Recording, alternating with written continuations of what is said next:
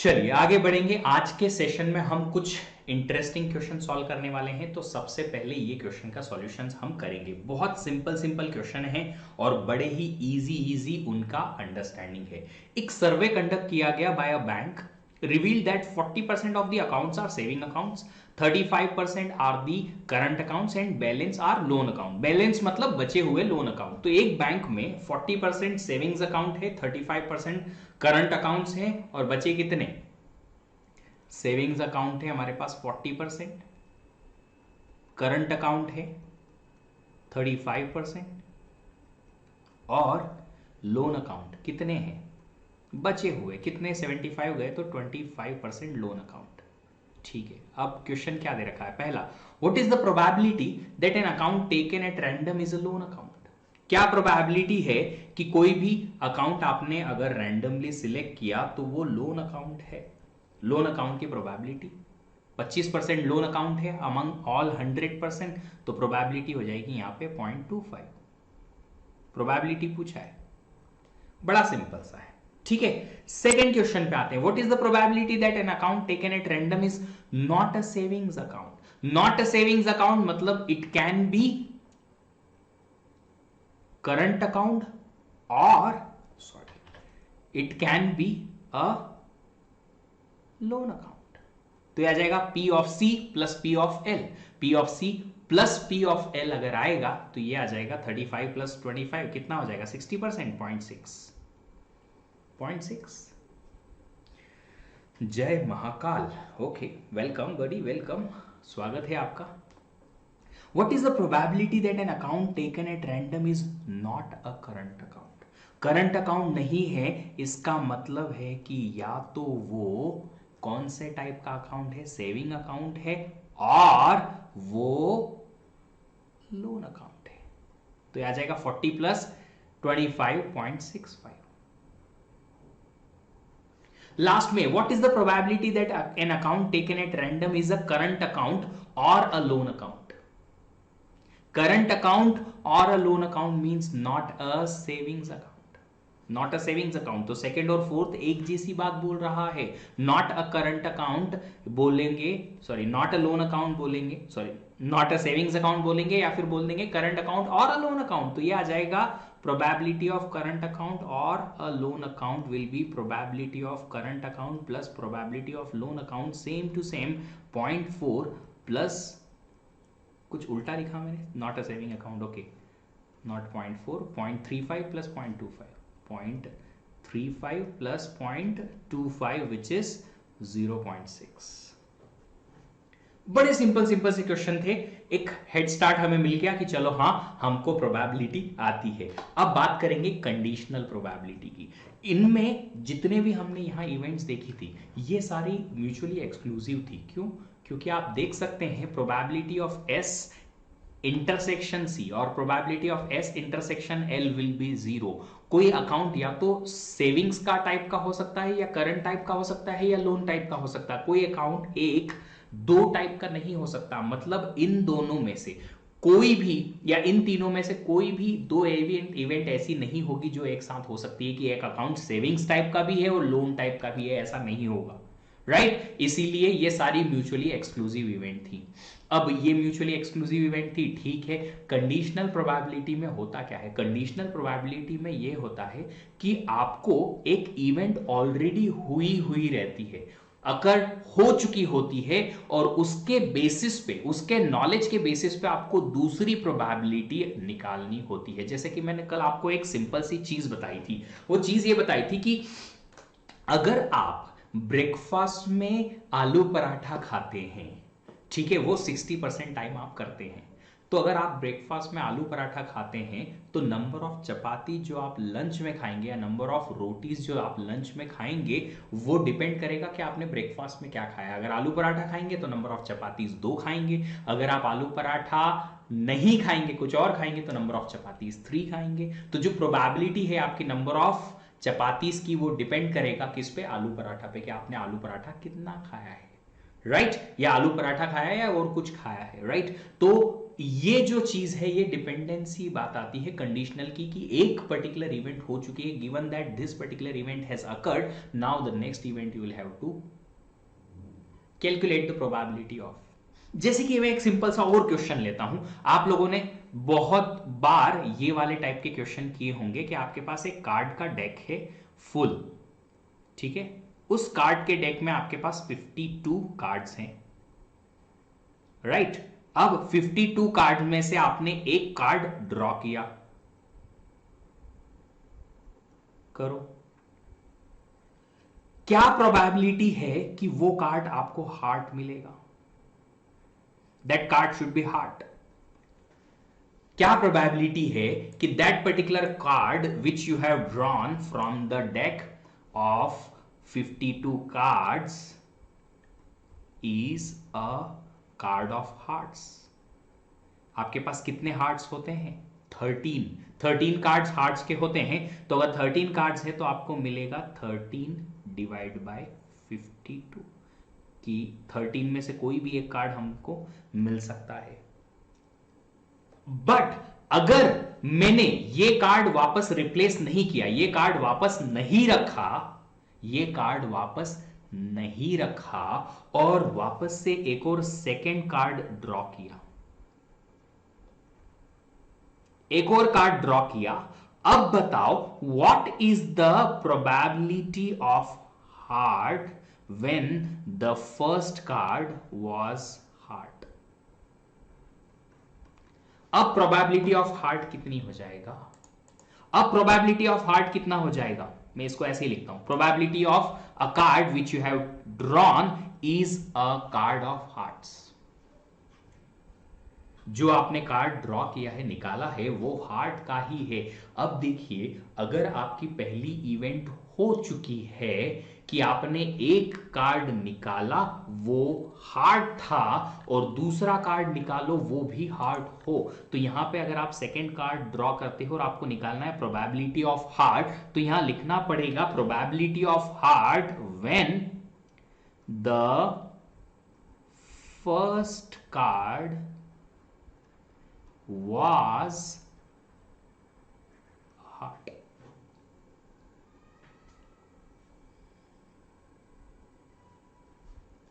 अब बात करेंगे अगर सेकंड कार्ड भी हार्ट है तो आपके पास सेकंड कार्ड जो है वो 12 ही कार्ड बचेंगे, आपके पास 12 कार्ड्स ही बचेंगे, आपके पास सिर्फ 12 कार्ड्स ही बचेंगे, सिर्फ 12 कार्ड्स ही बचेंगे। और 12 कार्ड्स में से क्यों? क्योंकि एक कार्ड तो आप निकाल चुके हो और उनमें भी टोटल कार्ड्स 51 रहेंगे, 12 डिवाइड बाय 51।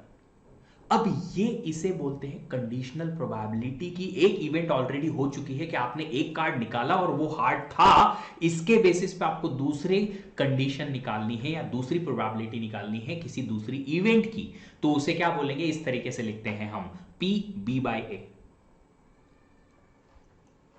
राइट। इसका मीनिंग क्या होता है? इसका मीनिंग होता है कि probability of an event B when event A has occurred.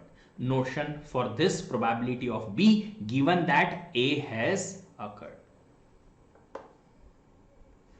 Is lockdown or corona की मुश्किल टाइम में your class is only refreshing thing that I have wait for. Aditya Pandey ji, मैं भी कोशिश करता हूं कि आप लोगों को काफी कुछ सिखाया जाए, मजा आए इनको सीख के आपको, ठीक है। चलिए, तो मैंने क्या कहा? मैंने ये कहा कि एक इवेंट ऑलरेडी हो चुकी है, इस इवेंट के बारे में आपको इंफॉर्मेशन गिवन है और उसके बेसिस पे आपको एक नई प्रोबेबिलिटी, किसी दूसरी इवेंट की प्रोबेबिलिटी निकालनी है। जैसे कि यहां पे एक event A already has occurred और ये इस इवेंट का इफेक्ट इवेंट बी पे होगा, यस होगा। तो अब बताओ कि अगर एक इवेंट ए हो चुकी है, उसका आप पे बी इवेंट पे असर होगा, तो आपको अगर इवेंट बी का प्रोबेबिलिटी निकालना है when event A has been given, तो उसे आप लिखेंगे पी बी बाय ए। इस तरीके से उसका नोटेशन होता है P B by A. Notation क्या होता है? Probability B, probability of B given that probability और given that A event has already occurred. आपने ए इवेंट क्या लेंगे? पहला कार्ड हार्ट था। बी इवेंट क्या है? मुझे एक और चाहिए, वो भी हार्ट चाहिए, बट दूसरा चाहिए वो भी हार्ट चाहिए। कब? जब एक इवेंट ए ऑलरेडी हो चुकी है। कौन सी? पहला कार्ड निकाला और वो हार्ट था।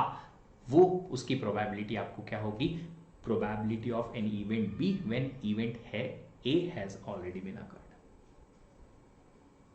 इसे क्या बोलेंगे, कंडीशनल प्रोबेबिलिटी। अब ये कंडीशनल प्रोबेबिलिटी का एक मल्टीप्लिकेशन रूल होता है जो शायद आप लोगों ने सबने पढ़ा हो कि probability of A intersection B means A and B, probability of A and B is equal to probability of B into, multiplication है normal multiplication, into probability of A given B. और इनफैक्ट आप इसको ऐसे भी तो लिख सकते हो, probability of A into probability of B given A. दोनों सेम है, कोई प्रॉब्लम नहीं, दोनों सेम टू सेम चीज है, ठीक है। Probability of A and be happening together is equal to probability of only event A into probability of event B when A has occurred। यहां पे probability of B only B into probability of A when B has occurred, ऐसे आप लिख सकते हैं। चलिए अब एक सिंपल सा क्वेश्चन, बड़ा इंटरेस्टिंग सा क्वेश्चन है, और इस क्वेश्चन को सॉल्व करके आपको लगेगा कि हां अब समझ में आया है प्रोबेबिलिटी। पहले क्वेश्चन पढ़ो, आप सिर्फ पढ़ो, आंसर मत दो।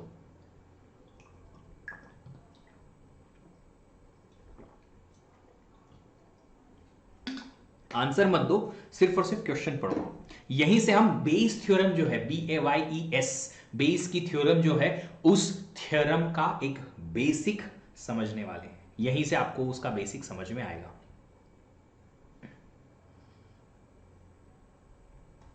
चलो, 3 persons A, B, C are competing for the post of CEO of a company। तो 3 लोग हैं जो एक कंपनी का CEO बनने के लिए लड़ रहे हैं, ठीक है, लड़ने दो। The chances of they becoming CEO are, उनके चांसेस दे रखे हैं कि पर्सन A CEO बनेगा, उसका चांस है 0.2, पर्सन B बनेगा, उसका चांस है 0.3, और पर्सन C बनेगा, उसका चांस है 0.4, ठीक है। अब अगर ये सीईओ बन गए तो ये एम्प्लॉय के बेनिफिशियल डिसीजन लेंगे, उसका जो प्रोबेबिलिटी है या पॉसिबिलिटी है वो है 0.5। अगर ए सीईओ बना तो एम्प्लॉय के बेनिफिशियल डिसीजन लेंगे, उसका जो प्रोबेबिलिटी है, उसके जो चांसेस है 0.5 है। अगर बी सीईओ बना तो उसके चांसेस हैं कि वो एम्प्लॉयज के बेनिफिशियल डिसीजन लेंगे, वो चांसेस है 0.45।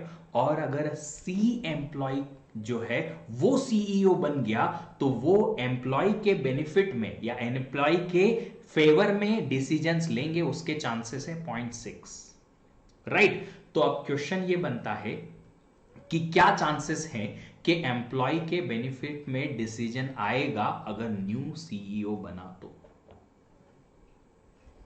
नया सीईओ आया तो एम्प्लॉय के बेनिफिट में क्या चांसेस है कि एम्प्लॉय के बेनिफिट में डिसीजंस लिए जाएंगे नए सीईओ के थ्रू। अब सबसे पहले तो ये जो प्रोबेबिलिटी दे रखी है इनको समझने की कोशिश करेंगे। वो ये है, एक इवेंट है कि ए पर्सन सीईओ बनता है, उसकी प्रोबेबिलिटी दे रखी है 0.2। बी पर्सन सीईओ बनता है, उसकी प्रोबेबिलिटी दे रखी है 0.3, और सी पर्सन सीईओ बनता है, उसकी प्रोबेबिलिटी दे रखी है 0.4। तो probability of A1, A2, A3 मैंने ले लिए हैं 0.2, 0.3, 0.4। अब ये जो 0.5 दे रखा है ना डियर, ये क्या है? 0.5 वो चांस है कि ए सीईओ बना है और उसने एम्प्लॉय का बेनिफिशियल डिसीजन लिया है। तो ये इवेंट हो चुकी है, कौन सी की ए जो है वो सीईओ बन चुका है। This has already been occurred. ये इवेंट हो गई, जी हां हो गई। अब क्या करना है? अब हमें करना है कि ए इवेंट अगर हो गई है और एम्प्लॉय का बेनिफिशियल रिजल्ट या एम्प्लॉय का बेनिफिशियल डिसीजन लिया गया है वो 0.5 है, मतलब कि इवेंट बी मतलब एम्प्लॉय का बेनिफिशियल डिसीजन लिया जाना is the event B. Event B की probability when A1 means A1 has occurred, A1 means A जो पर्सन है वो सीईओ बना। जब ए पर्सन सीईओ बना वो उसके बाद एम्प्लॉय का बेनिफिशियल डिसीजन लेगा। इसकी प्रोबेबिलिटी कितनी दे रखी है? 0.5। जब B person means A two event हो चुकी है, बी पर्सन सीईओ बन गया और इसके बाद एम्प्लॉय का बेनिफिशियल डिसीजन लेने की प्रोबेबिलिटी है 0.45, मतलब event of B given that A two has occurred 0.45, और इवेंट बी की probability when A3 has occurred, A3 मतलब कि थर्ड पर्सन सी पर्सन जो है वो एम्प्लॉय सीईओ बन गया है, तो एम्प्लॉय के बेनिफिशियल डिसीजन लेने की प्रोबेबिलिटी बी की probability when A3 has occurred is 0.6। ये जो गिवन था हमने इंटरप्रीट कर लिया। अब हमारे पास पीबी कितना आएगा? पीबी आएगा, पीबी टोटल एम्प्लॉइज का बेनिफिशियल डिसीजन लेने का टोटल प्रोबेबिलिटी हमारे पास आएगा कि जब ए हमारा फर्स्ट पर्सन क्या बने? सीईओ बने और एम्प्लॉय का बेनिफिशियल डिसीजन ले।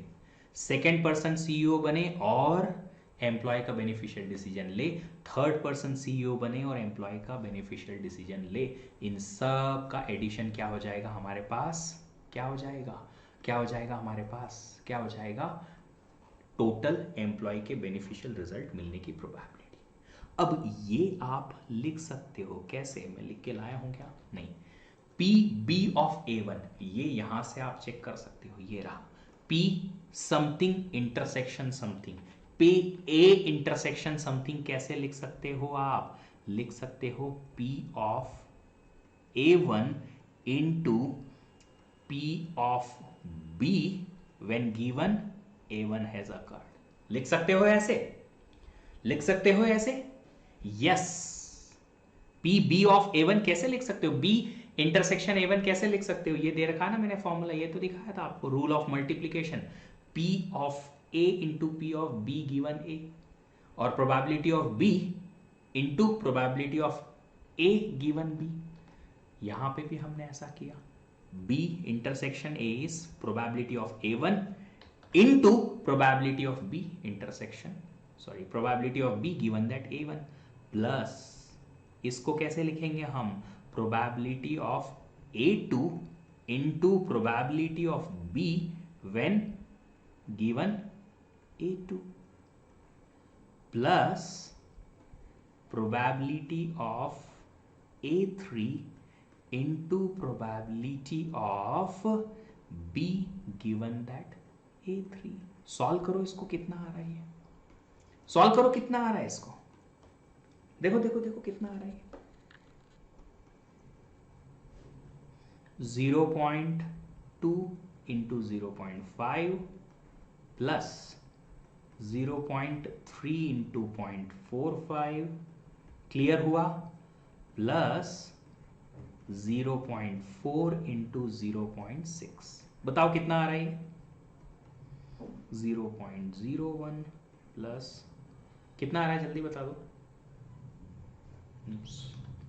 0.1 प्लस, सॉल्व करके देख लेता हूं मैं।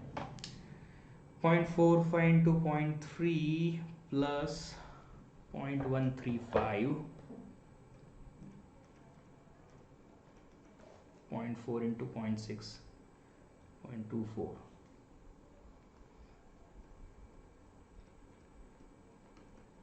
ये आ जाएगा 0.135 प्लस 0.1 0.475। अब देखो, ये जो मैंने अभी आपको पूरा बताया, ये आप इतना फॉर्मूला लगा के समझ के और सॉल्व कर सकते हो बिल्कुल, बट इतना देर लगाना नहीं है। मेरे पास एक छोटा सा इसका ट्रिक बोल दो या मेथड बोल दो, एक ऐसी चीज है जिससे आपको बहुत आसानी से ये क्वेश्चन बड़ा सिंपल तरीके से समझ में आ जाएगा। कैसे? देखो बताता हूं मैं, ये बहुत काम आएगी तुमको आगे।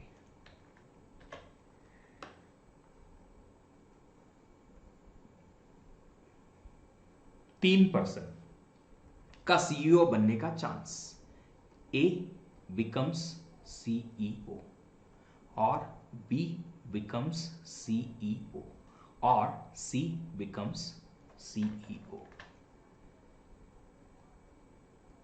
है। 3 लोगों के सीईओ बनने के चांसेस हैं और कंपीट कर रहे हैं एक दूसरे से। पीएक्स कैसे आया? पीएक्स कौन सा? ये पीबी आया भैया। पीबी है एम्प्लॉय के बेनिफिशियल डिसीजन लेने की पूरी प्रोबेबिलिटी, कि एम्प्लॉय के डिसीजन लेने की या एम्प्लॉय के बेनिफिशियल डिसीजन लेने की प्रोबेबिलिटी कितनी होगी। यस, ट्री डायग्राम बहुत इजी है कि अगर ए सीईओ बनता है तो उसकी प्रोबेबिलिटी है 0.2, पॉसिबिलिटी 0.2, बी सीईओ बनने की पॉसिबिलिटी है 0.3 और सी बनने की प्रोबेबिलिटी है 0.4। ठीक है, अब अगर ए सीईओ बना तो इसके आगे एक और इवेंट है, वो क्या है? एम्प्लॉय का बेनिफिशियल डिसीजन लेना। और ये भी सीईओ बनता है तो एम्प्लॉय का बेनिफिशियल डिसीजन लेगा, और ये अगर सीईओ बना तो ये भी लेगा क्या? एम्प्लॉय के बेनिफिट में डिसीजन। और इन सब की पॉसिबिलिटी कितनी है? पॉसिबिलिटी है 0.5, इसकी पॉसिबिलिटी है 0.45 और इसकी पॉसिबिलिटी है 0.6। अगर आपसे कोई पूछे कि टोटल प्रोबेबिलिटी कितनी होगी कि सब मिलके और एम्प्लॉय का बेनिफिशियल डिसीजन लेंगे, तो उसकी प्रोबेबिलिटी होगी 0.2 into 0.5 plus 0.3 into 0.45 plus 0.4 into 0.6। और ये कहां से आया? ये फॉर्मूला से समझ में आया हमको। तो ये आंसर क्या आ जाएगा हमारा? बहुत simple, 0.2 into 0.5 plus 0.3 into 0.45 plus 0.4 into 0.6।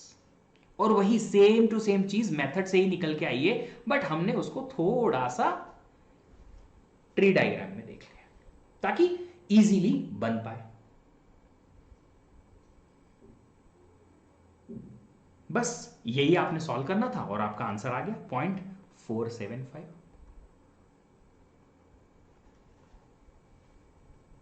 कि एम्प्लॉय बेनिफिशियल डिसीजन लिए जाएंगे या नहीं लिए जाएंगे, उसकी प्रोबेबिलिटी पॉसिबिलिटी होगी 0.475 टोटल। ग्रेट, चलो तो फिर एक क्वेश्चन और सॉल्व करते हैं, बड़ा इजी सा। मैं लिख के लाया हूं, मैं टाइप करके लाया हूं कि 0.3 पॉसिबिलिटी है कि लोग स्मोकिंग करते हैं ओवरऑल लोगों में से, पॉल्यूशन 0.5, जेनेटिक रीजन 0.2। तो पॉसिबिलिटी है कि 0.3% लोग स्मोकिंग करते हैं और उसकी वजह से कैंसर होने की प्रोबेबिलिटी है 0.5। पॉल्यूशन है 50% और पॉल्यूशन की वजह से कैंसर होने की प्रोबेबिलिटी है 0.7, कि किसी को पॉल्यूशन हुआ और उसकी वजह से कैंसर हुआ, मतलब पॉल्यूशन हुआ और कैंसर हुआ। और जेनेटिक रीजन से कैंसर होने की पॉसिबिलिटी है 0.5। तो बताओ प्रोबेबिलिटी ऑफ कैंसर कितना होगा? पुनीत जी रुकिए रुकिए, हम बिल्कुल रोहित पुनेता, कौन से क्वेश्चन में यूज करना है, कौन से क्वेश्चन में यूज करना है ये पता ऐसे चलेगा डियर, कि ये दे रखा है कि हमें कैंसर होता है बट अलग अलग रीजन से। लोगों को कैंसर होता है अलग अलग रीजन से, कि लोग स्मोकिंग करते हैं, कहीं कहीं पॉल्यूशन है, कहीं जेनेटिक रीजन है, उसकी वजह से लोगों को परेशानी होती है। कौन कौन सी? खाली स्मोकिंग की प्रोबेबिलिटी दे रखी, which is probability of an event, but cancer की पॉसिबिलिटी है 0.5। कब? जब स्मोकिंग की वजह से किसी को कैंसर होता है। मतलब कि ये है पॉसिबिलिटी और probability of cancer given that fellow smokes, given that fellow smokes. तो आपको ऑटोमेटिकली समझ में आ जाएगा कि एक इवेंट गिवन है और उस इवेंट के बेसिस पे दूसरी इवेंट भी गिवन है, और ऐसे मल्टीपल रीजंस की वजह से कैंसर हो सकता है। तो ये चीज कॉमन है, पर मल्टीपल रीजन की वजह से हो सकती है। अगर आपसे कोई पूछेगा प्रोबेबिलिटी ऑफ कैंसर तो इजीली समझ आ जाएगा आपको ये क्या आएगा। बड़ा सिंपल सा फंडा है जो अभी हमने देखा है, 0.3 into 0.5 plus 0.5 into 0.75 plus 0.2 into 0.5। बताओ कितना आ रहा है ये? 0.15351, 0.6 पॉसिबिलिटी है कि लोगों को कैंसर होगा।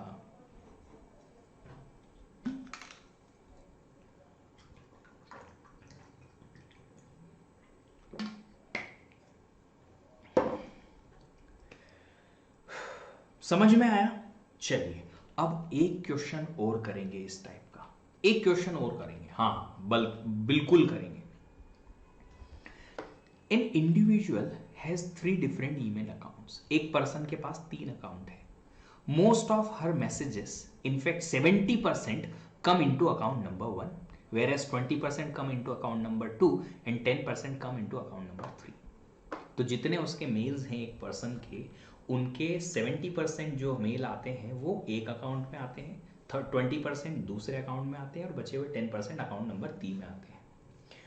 जितने मैसेजेस अकाउंट नंबर 1 में आए हैं उनमें 1% स्पैम है, जो मैसेजेस अकाउंट नंबर 2 में गए हैं उनमें से 2% अकाउंट, जो 2% है वो स्पैम है, और अकाउंट 3 के 5% ऐसे हैं जो स्पैम है। What is the probability that randomly selected message is a spam? कैसे पता चलेगा कि ये जो रैंडमली सिलेक्टेड मैसेज है ये एक स्पैम है? क्या प्रोबेबिलिटी होगी कि एक मैसेज जो आपने देखा है वो स्पैम है?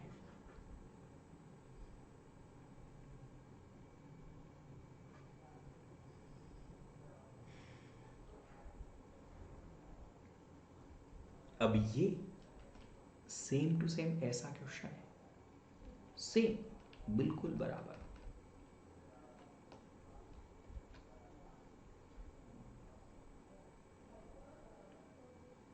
बिल्कुल बराबर। देखते हैं, सबसे पहले तो 3 इवेंट हो रही है कि जो अकाउंट आया या जो ईमेल आया है वो अकाउंट नंबर 1 पे गया, या ईमेल जो आया वो अकाउंट नंबर 2 पे गया, या जो ईमेल आया वो अकाउंट नंबर 3 पे गया। इन तीनों के पॉसिबिलिटीज गिवन है, बिल्कुल गिवन है। क्या है? 0.7, 0.2 एंड 0.1। अब इस पर्टिकुलर अकाउंट नंबर 1 में जो ईमेल आया है वो, अब ईमेल तो अकाउंट नंबर 1 में ही आया है, हाँ वो इवेंट हो चुकी है कि ये वाला ईमेल इधर आया है अकाउंट नंबर 1 में। अब उसमें से भी एक इवेंट है कि इट्स एन स्पैम, तो वो इवेंट क्या है? 1%, means 0.1 chance is there that particular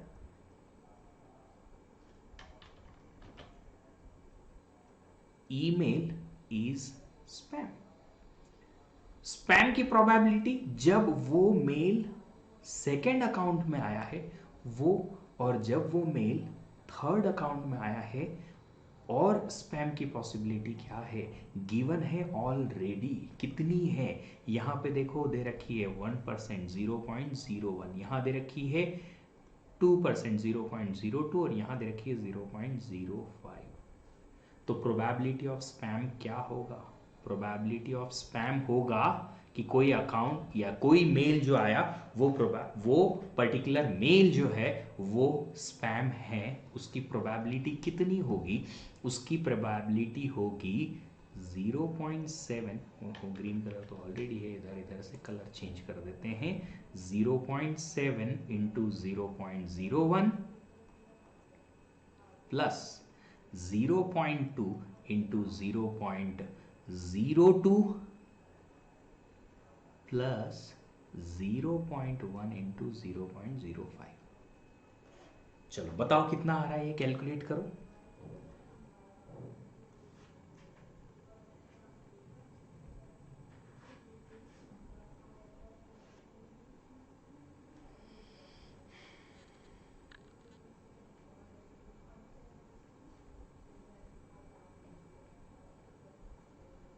बताओ कितना आ रहा है टोटल ये?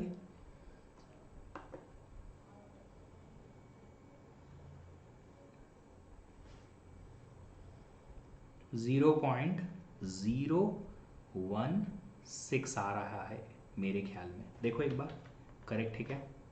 0.016 is the possibility that randomly selected email is a spam, है ना। अरे यार कैलकुलेशंस तो आसानी से कर सकते हो तुम लोग, कि नहीं कर पाओगे? कैलकुलेशन तो कर पाओगे, है ना। अब देखिए, ये तो था टोटल प्रोबेबिलिटी कि कोई भी रैंडमली सिलेक्टेड कोई ईमेल है तो वो स्पैम है या नहीं, ठीक है। बट अब अगला क्वेश्चन जो है वो थोड़ा डिफरेंट है। क्वेश्चन है what is the probability that a randomly selected message is a spam from account number 2।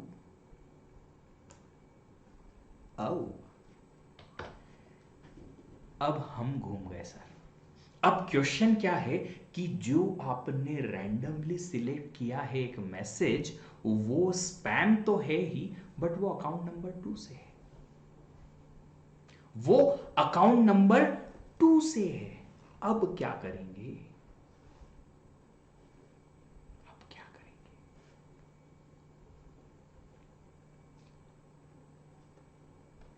अब क्या करेंगे?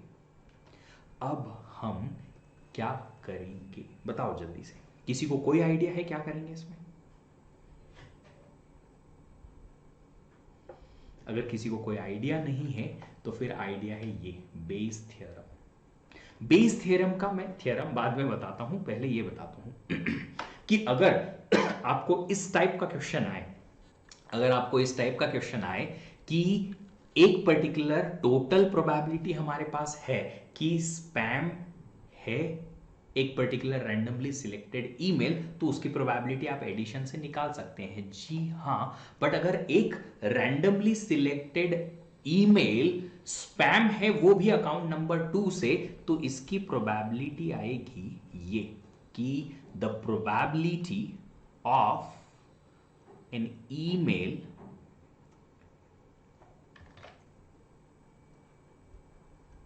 being spam from account number 2 divided by probability of total probability that an email is a spam।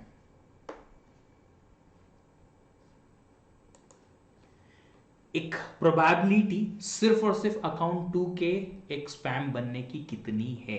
Probability of an email taken from this particular account number 2 only and it is a spam is 0.2 into 0.02, 0.2 into 0.02 कितना होता है? देखो ये 0.2 into 0.02 divided by total spam की probability है 0.016।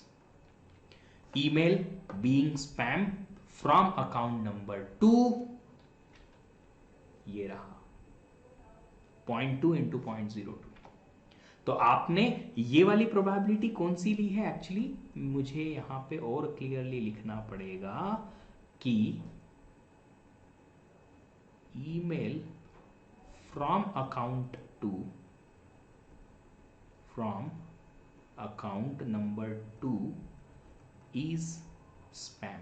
एक email हमने लिया, वो अकाउंट 2 से है और उसके स्पैम होने की प्रोबेबिलिटी कितनी है? 0.2 इंटू 0.02 डिवाइडेड बाय 0.016, ये आ जाएगा 25%, 0.25।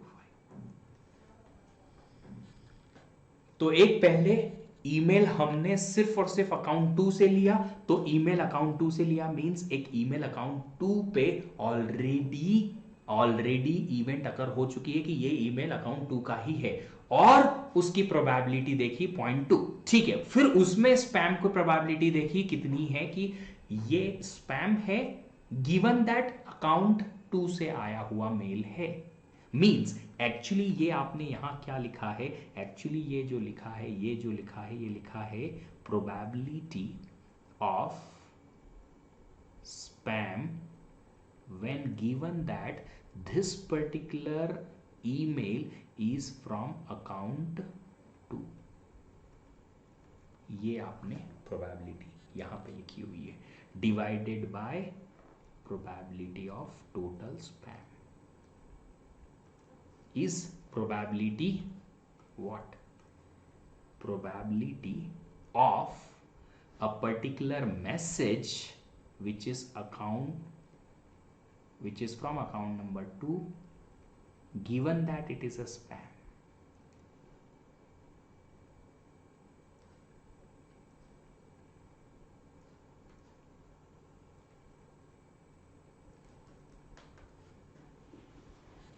Given that it is a spam.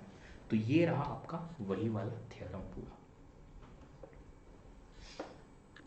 Probability of total spam summation, सारी टोटल प्रोबेबिलिटी ये आ गई. यहां पे दे रखा है प्रोबेबिलिटी ऑफ इवेंट हो चुकी है, जी हाँ अकाउंट 2 पे है, और स्पैम है इनटू प्रोबेबिलिटी जो कि ये रही स्पैम.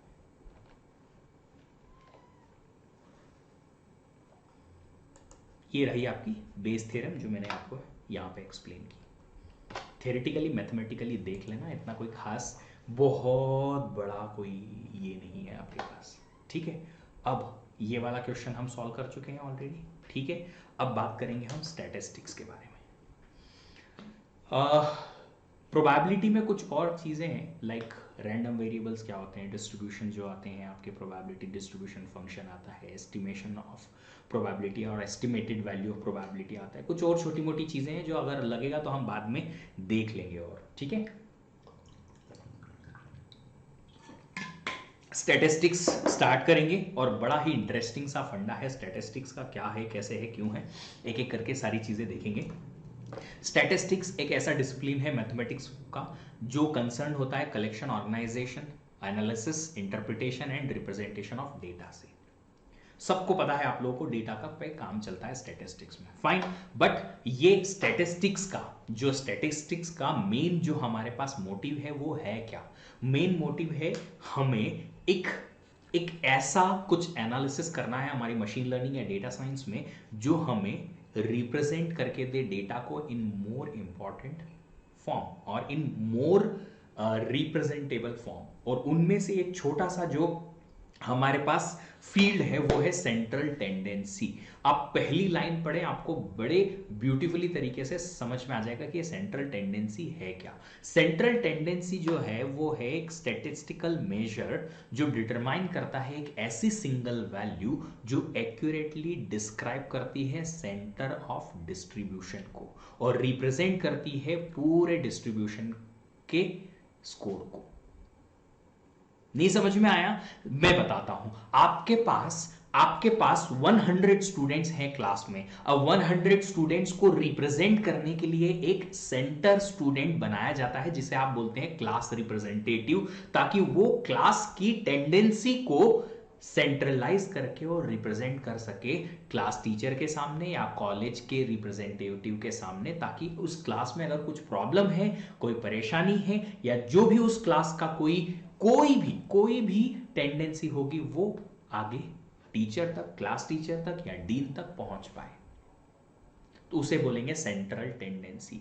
तो हम यहां पे अगर एक गिवन डेटा है आपके पास 100 एलिमेंट्स का और उस डेटा में आपको दे रखा है 100 स्टूडेंट्स का स्कोर, तो उन 100 स्टूडेंट्स के स्कोर से एक ऐसी वैल्यू जिसको हम बोलेंगे सेंट्रल टेंडेंसी वो निकालेंगे और बताएंगे कि ये वैल्यू एक ऐसी वैल्यू है जो ये सारे 100 स्टूडेंट्स के स्कोर को रिप्रेजेंट करती है.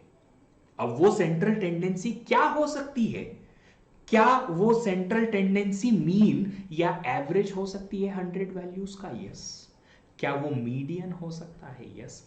मॉड हो सकता है? यस. ये सब डिपेंड करता है कि आपके पास डेटा किस टाइप का है.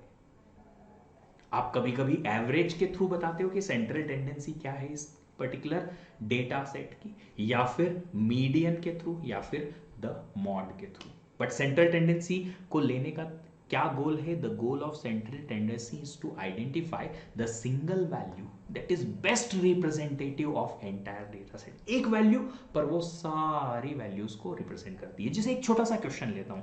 आपकी क्लास में आप हो अभी इंजीनियरिंग के फाइनल ईयर में, फाइनल ईयर के स्टूडेंट्स की, आपके पास फाइनल ईयर स्टूडेंट्स हैं और उन स्टूडेंट्स के टोटल 100 स्टूडेंट्स की एज दे रखी है. 100 स्टूडेंट्स की एज मेरे पास है। अब मुझे एक ऐसी सेंट्रल टेंडेंसी वैल्यू निकालनी है जो इन सारी एज को एक वैल्यू रिप्रेजेंट कर पाए। तो मैं क्या करूंगा, इनका एवरेज निकाल लूंगा, जिसे हम बोलते हैं मीन। ये एवरेज निकाल लिया। मीन वो एक सिंगल वैल्यू सारे 100 स्टूडेंट्स की ऑलमोस्ट एज रिप्रेजेंट कर देगा।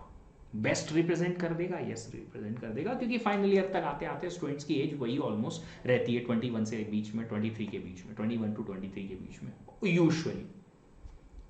उसे क्या बोलेंगे, सेंट्रल टेंडेंसी। ये क्यों जरूरी है, ये हम जब डेटा रिप्रेजेंट करने की कोशिश करते हैं तब बहुत जरूरी होता है। क्यों? क्योंकि मैंने आपको एक दिन बताया था जब हम बात कर रहे थे कि हमारे पास हो सकता है डेटा माइनिंग में मिसिंग डेटा।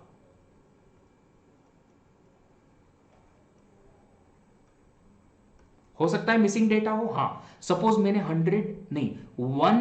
1000 स्टूडेंट्स की या 10,000 स्टूडेंट्स की आपको दे रखी है पूरा डेटाबेस, स्टूडेंट का नाम, रोल नंबर, उसका हाइट, मेजरमेंट, ये वो सब कुछ, वेट ये वो, एज वेट सब दे रखी है। अब ऐसे 4 स्टूडेंट हैं जिन 4 स्टूडेंट की एज मेरे पास मिसिंग है।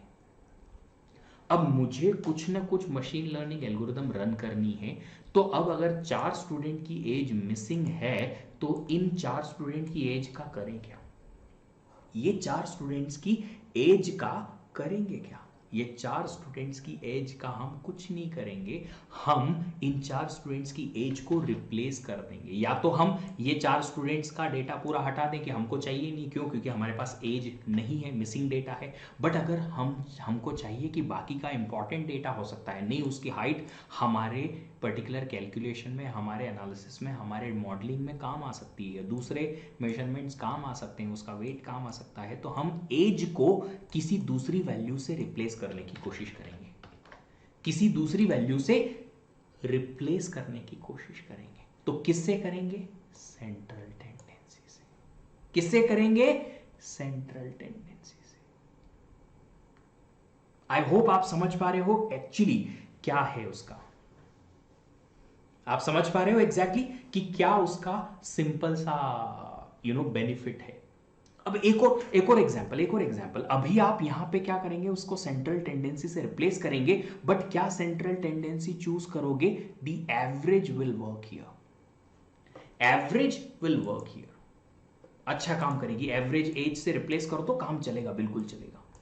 अब अगर सपोज आपके पास और भी मिसिंग डेटा है उन स्टूडेंट्स के पर्टिकुलर जेंडर से रिलेटेड, 3 स्टूडेंट्स का जेंडर नहीं पता, मेल है कि फीमेल है नहीं पता। अब क्या करेंगे? अब हम यहां तो एवरेज ले नहीं सकते, क्योंकि या तो मेल है या फीमेल है, इनका एवरेज कैसे लेंगे? इनका एवरेज ले नहीं सकते।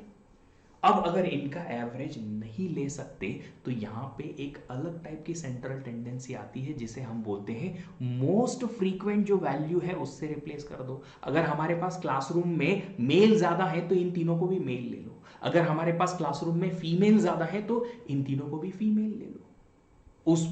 उस सेंट्रल टेंडेंसी को बोलते हैं मॉड। तो हम इसमें मॉड से रिप्लेस करेंगे, मोड से रिप्लेस करेंगे, नॉट मोड से रिप्लेस करेंगे। यस। तो ये जो चीज है, ये डिसीजन कब आप लेंगे? जब आपको सेंट्रल टेंडेंसी पता हो और उस सेंट्रल टेंडेंसी को कैसे निकालते हैं ये पता हो, और कब किस सेंट्रल टेंडेंसी से उस मिसिंग डेटा को रिप्लेस करेंगे या फिर उन नए डेटा को फिलअप करेंगे, ये डिपेंड करता है उस टाइप के डेटा सेट पे। तो ये 3 टाइप के आपके पास सेंट्रल टेंडेंसीज होती हैं, मीन, मॉड, मीडियम।